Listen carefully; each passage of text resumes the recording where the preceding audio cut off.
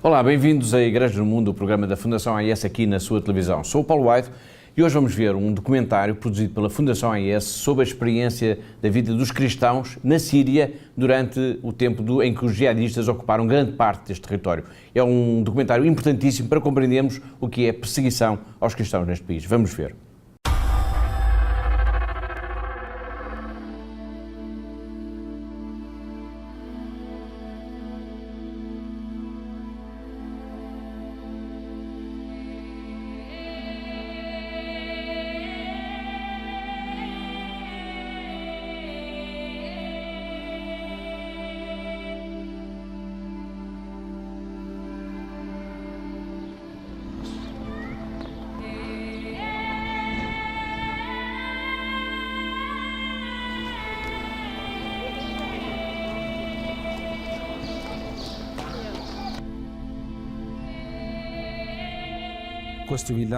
This village is situated 57 kilometers north of Damascus.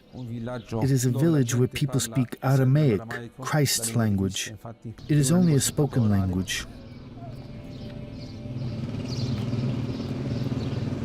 I was born in Malula, and I currently live in Malula. Yes, I speak Aramaic. We have been exposed to danger on many occasions. First, when they kidnapped my husband. Then, when we were thrown out of our homes and driven into exile. And thirdly, when our next of kin and other relatives died as martyrs, like my maternal uncle. I was born in Malula, and I have always lived in Malula. I carry out household chores, sweeping, cleaning, cooking. We are 4 girls and a boy who died a martyr. We were sleeping when they came upon us, at 5:45. They started to shout, Allah Akbar, God is great. They attacked the border guards, and then they entered the heart of Malula. I was very scared because I was expecting my first child. I was more afraid for him than for myself. My husband was on his way to the farm when an armed band assaulted him and kidnapped him. They called me on my cell phone and told me that my husband was with them, with the Free Syrian Army. I asked to speak with him, but they didn't let me. They hung him from the ceiling by his hands.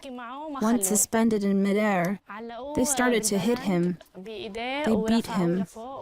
First, for being a Christian, and secondly, for supporting the Syrian government.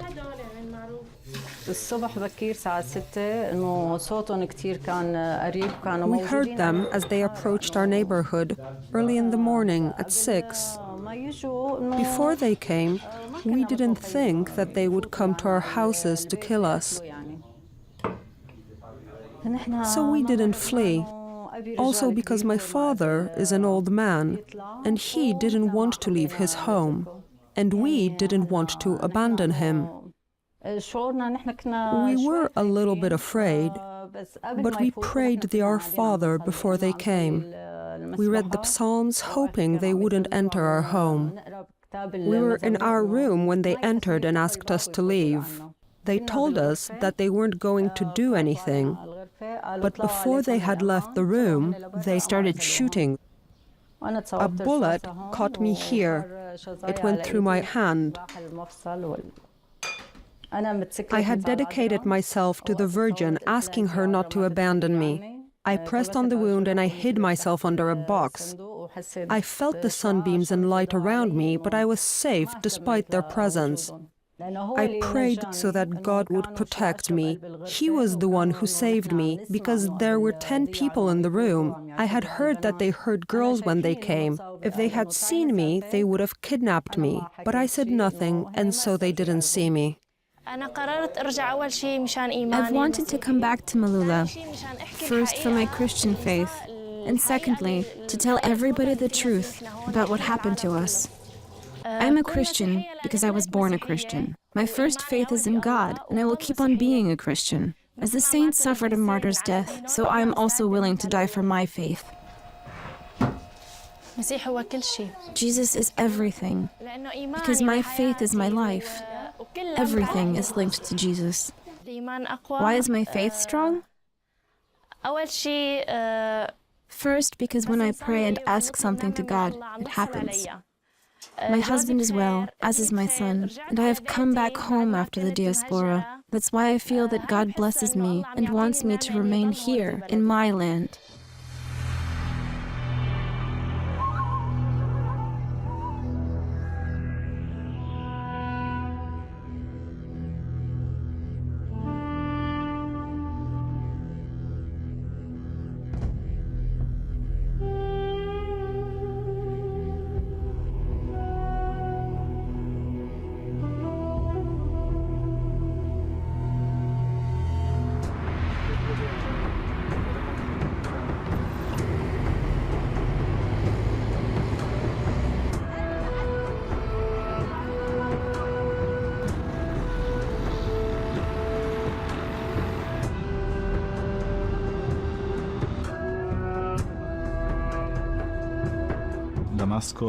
Damascus is the oldest capital in the world that has been continuously inhabited. We are here in Damascus's Old Town, where there are historical monuments which hark back to the first church. We are near Bab Tuma, St. Thomas's Gate. This quarter has traditionally been Christian, but there is also a Muslim presence. Christianity started here. It is true that the incarnation happened in Palestine, but Christianity, with St. Paul, has taken on universal proportions here.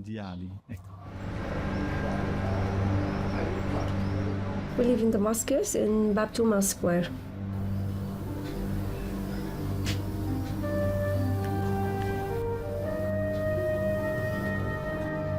I can't forget it.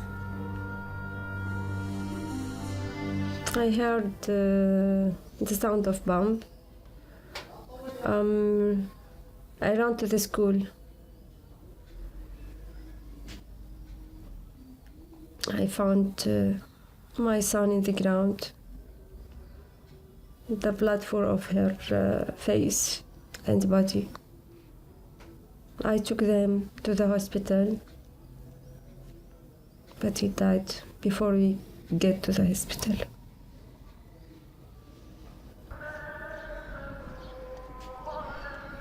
But now I think that he is in a place more secure than the one where I live with my husband and my other son.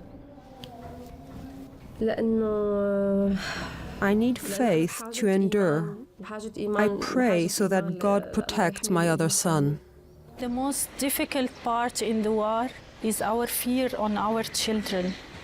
Every time when the bus of the school arrives to pick them up and take them to school, I start praying and praying. God, please protect them. The Christians in this country has done a lot in the development of this country, in the good things. We have many scientists, poets. They are all Christian and they've done a lot during thousands of years to Syria.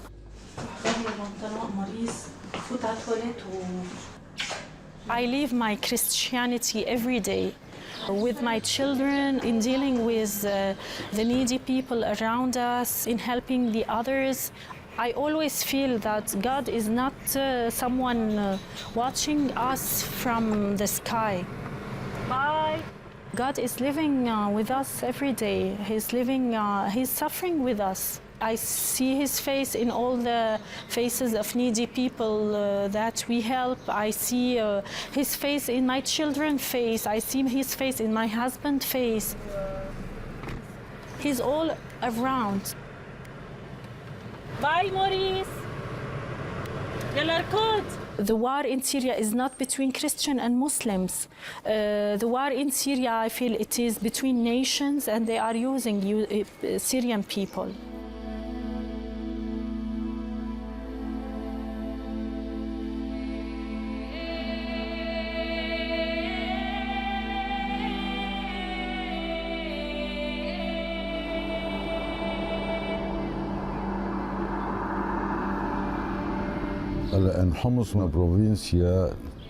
Homs, which is Syria's biggest province, had at least 500,000 Christians.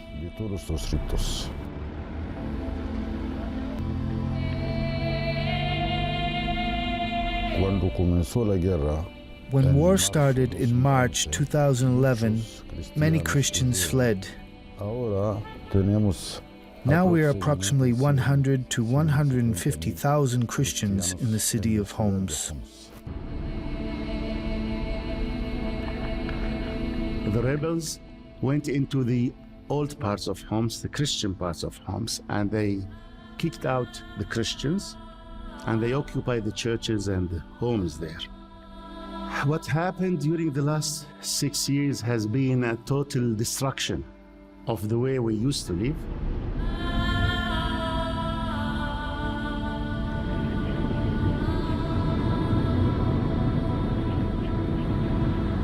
I now live in Feroz near Homs. I used to live in Al Karatain, and my home is in Al Karatain. First they kidnapped us, and then they threw us out, and we had to go into exile. And so later we came here. We used to have a normal life, a good life. It is true that it was mixed, but it was a normal life.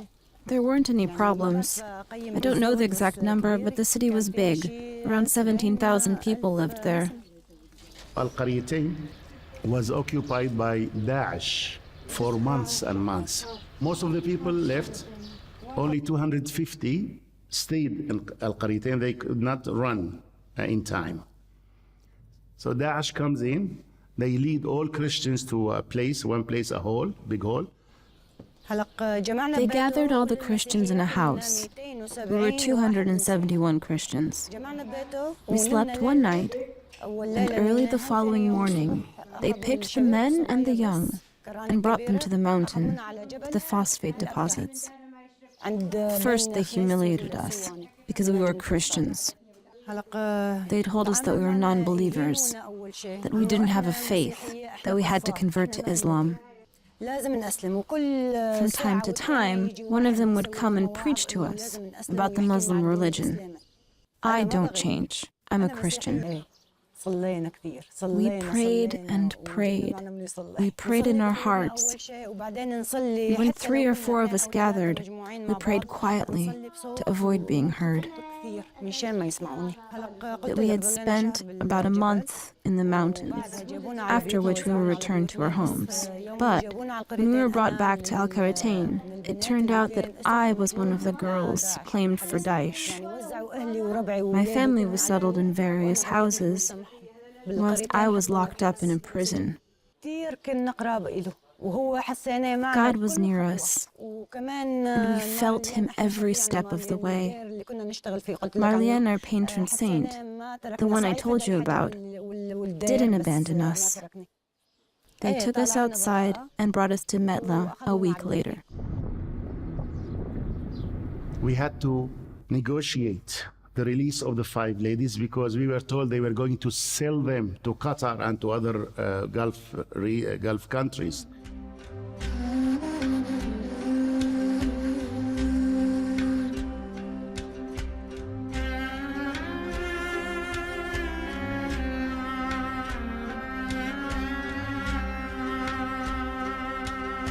Wadi al-Nasara, the Christian valley, is mostly inhabited by Christians. Its many villages are very beautiful, full of nature, water, and simplicity. There are a lot of people. I don't know exactly how many. We were at home, in the village beneath the castle walls. Suddenly, armed men came and laid siege to the church. Father George was kidnapped, and after a while, also Father Bassam. We were very afraid, especially for our daughters. We spent 3 years in fear. I was really scared of someone coming in for our 3 girls and me. There was fear that something might happen to the priests. Many things were destroyed. Armed men brandishing weapons above their heads surrounded the church. They threatened them with everything.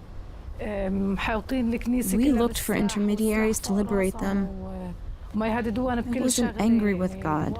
I felt that God wanted to liberate us. I married an Orthodox priest because I wanted to live a good life with him. My faith, after what has happened, remains unchanged. Now we pray. We have more faith than ever before. We pray every day and put our faith in God. War is a difficult test. As the Gospel says, it is fire that tests our faith. It reveals the heart.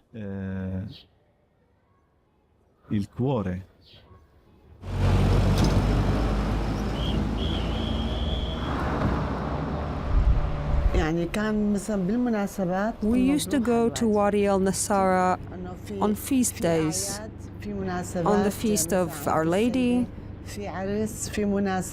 baptisms and weddings. That day, we were celebrating the Feast of Our Lady. On our way back, we passed a danger zone. There were some shootings there. Our bus drove into the Harasta zone. The driver told us to be careful. I was with my daughters. Both are small children. One is 3 and the other 6. I hid them under the seat. I was afraid for them, and so I stood up to protect them. I wanted to throw myself on top of them. A bullet caught me here. It went through my arm, my breast, and exploded inside my body, breaking my collarbone. The bullet finally got stuck in my back. It was a well-known fact that the bus came from Wadi al-Nasara, and that most of the passengers from the valley were Christian. Am I angry with God? No. God doesn't have anything to do with it. If God hadn't loved me, I would be dead. If God hadn't loved me, He wouldn't have wanted my daughters to remain with me.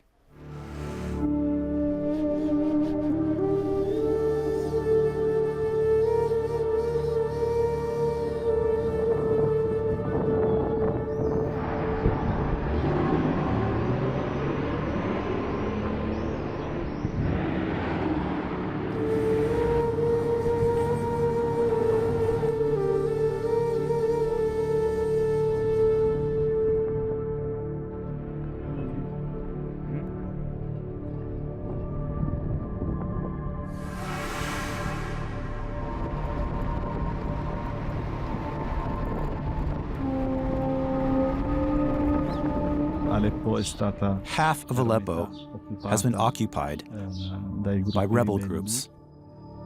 Part where the Christians lived has suffered a lot. We had some missiles that took out one of the cathedral walls and wrecked the stained glass windows. On the floor above us, a missile hit the refectory and the kitchen. It destroyed everything. Before the war, there were 180,000 Christians of every denomination. We don't have accurate statistical data because a family leaves almost every day. But more or less, 40,000 Christians remain.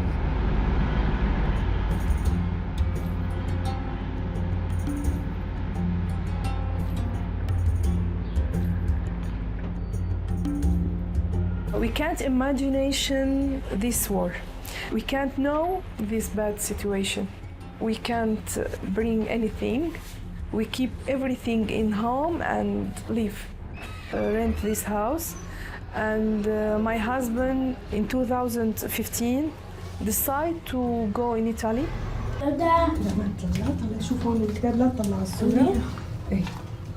They don't like us. They don't like the different. And we are different. We have a peace, we have a love, we have a hope. But maybe in different people don't like these good things. The God is the boss here. Nobody still here in Aleppo. Nobody without help from God. I work, but it's not enough. The bad guys cut every way to bring the water. The Latin Church help us to many things. I think the God is the boss here. Yes.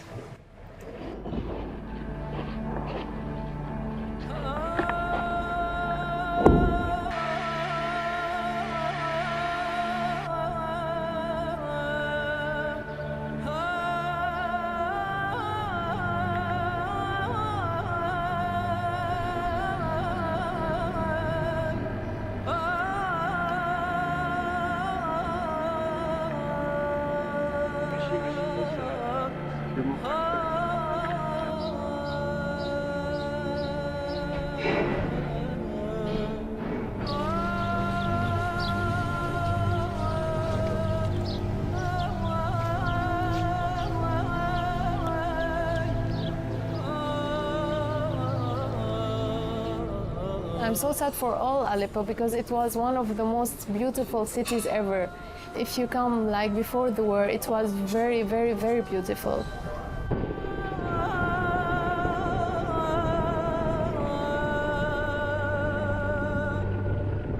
The terrorists threw rockets and bombs all the time, even to our homes. Like any religion, there are people that are extremists and there are people who are not like this. They say some words like when they are feasting, we can't drink water. They are very upset if we drink water, even that we are not feasting.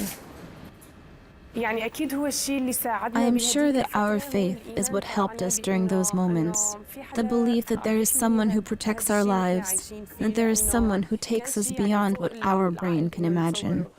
There is something protecting this world for sure, protecting us. Faith is essential for us to know that we are here because God is protecting us. Yeah, sometimes I say why God is not helping us, why is He letting all these things happen? But then I'll say it's not like we can't blame God for everything bad happens in this world. No, we are religion people. We think that God is always watching for us. Like all the things that happened here, all the bombs, like every day when I go from my house, there is bombs. Sometimes they come next to me, like in the same street. I believe that God is protecting us all the time. I feel like God is like I'm the daughter of God, so He's always looking after me. He's always taking care of me. Maybe sometimes I say, why this thing happened? It's very bad. I don't think that God is... No, but then after a while, I think that, no, it's better for me that this happened.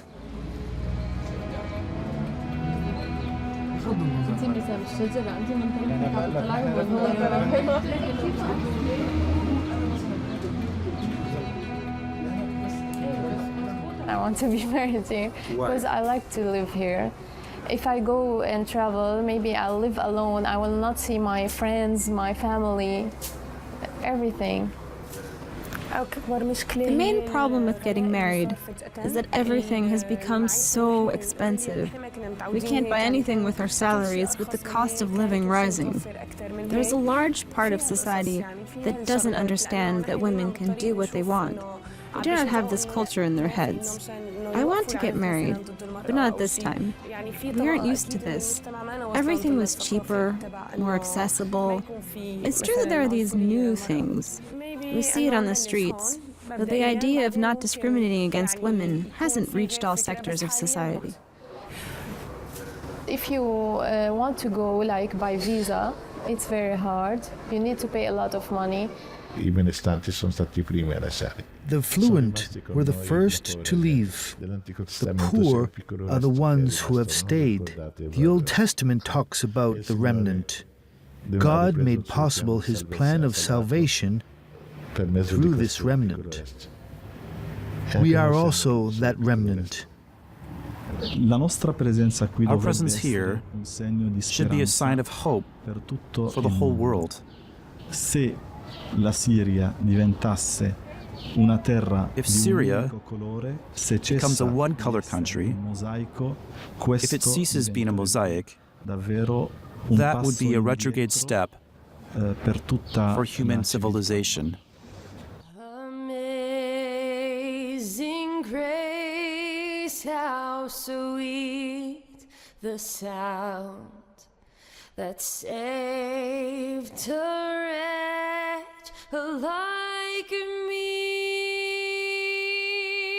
I once was lost, but now I'm found, was blind.